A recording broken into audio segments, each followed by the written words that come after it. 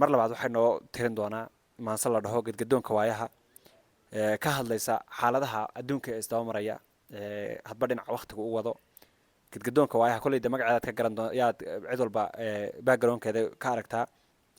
maansada waxay ku bilaabanaysaa sida tan mar baa dusha heegadiyo daruurta fadhiisataa waayuhu duub kuu xidhaa dadkuna kuu sacabtumaan mar baa duddo oodan iyo dalluun ku bariisataa daa'iman xabsi lagu dhigaa dembiilo lagu qoraa mar baa dooq iyo jacayl dadkaba ruuxaa heshaa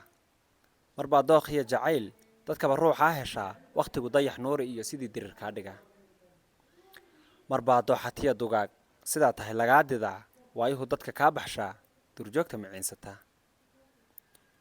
marbuu doolar lacagah iyo dunyada rabbi kugu shubaa marbuu doolar lacagah iyo dunyada rabbi kugu shubaa dunidan weyne ismoog dalxiiska ku wada martaa adiga oo tamashlayn iyo waxa weeye dalxiis iskaga jira mar labaad mar baa duba qaadataa degtana ku xamaalataa danyaro waqti kaa dhigaa deef iyo silic badan martaa mar buu daar dhalaali iyo dugsoon waqti kugu furaa dariishada kala rogtaa dangiga ku seexataa mar buu dibad iyo bannaan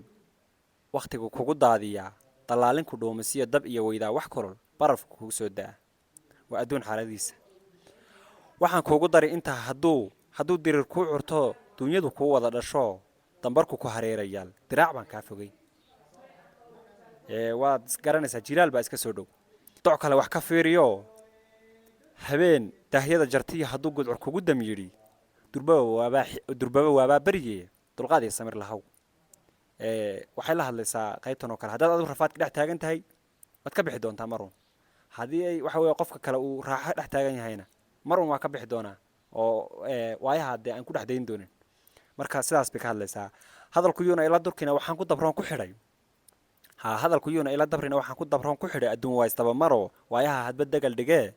haddaad daristeen rafaad durbaba dheef baa xigtee ha quusana sii dadaal